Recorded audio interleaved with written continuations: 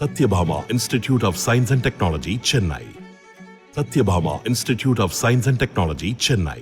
முல்லை பெரியாறு அணையின் நீர்மட்டம் குறைந்து வருவதால் கம்பம் பள்ளத்தாக்கு பகுதிகளில் தொடங்க வேண்டிய முதல் போக சாகுபடி கேள்விக்குறியாகியுள்ளது. முல்லை பெரியாறு அணை நீர் மூலம் தேனி மாவட்டம் கம்பம் பள்ளத்தாக்கு பகுதியில் உள்ள 15,000 ஏக்கர் நிலங்கள் பாசன வசதி பெறுகின்றன.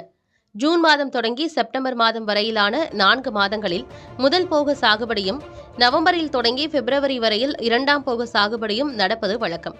அதன்படி நடப்பு மே மாதத்தில் முல்லை பெரியாறு அணையின் கடைமடை பாசன நிலங்களான வீரபாண்டி, பழனிச்செட்டிப்பட்டி ஆகிய பகுதிகளில் 2ஆம் போக சாகுபடிக்கான அறுவடை நடந்து வருகிறது. இந்நிலையில் வழக்கமாக ஜூன் முதல் வாரத்தில் துவங்கும் கம்பம் பள்ளத்தாக்கு முதல் போக சாகுபடிக்காக முல்லை பெரியாறு அணை நீர் 120 நாட்களுக்கு தொடர்ந்து திறக்கப்படும். ஆனால் இந்த ஆண்டு கோடை மழை பொய்த்து போனதால் நடப்பு மாதத்தில் முல்லை பெரியாறு அணையின் நீர்மட்டம் 115 அடியை நோக்கி கீழிறங்கி வருகிறது. இந்த நீர் குடிநீர் தேவையை மட்டுமே பூர்த்தி செய்ய போதுமானதாக உள்ளது. இதுபோல ஜூன் மாதம் தொடங்க வேண்டிய தென்மேற்கு பருவமழையும் தாமதமானதால் கம்பம் பள்ளத்தாக்கில் முதல் போக சாகுபடி கேள்விக்குறியாகிவிடும் அச்சத்தில் விவசாயிகள் உள்ளனர். Satyabhama Institute of Science and Technology, Chennai.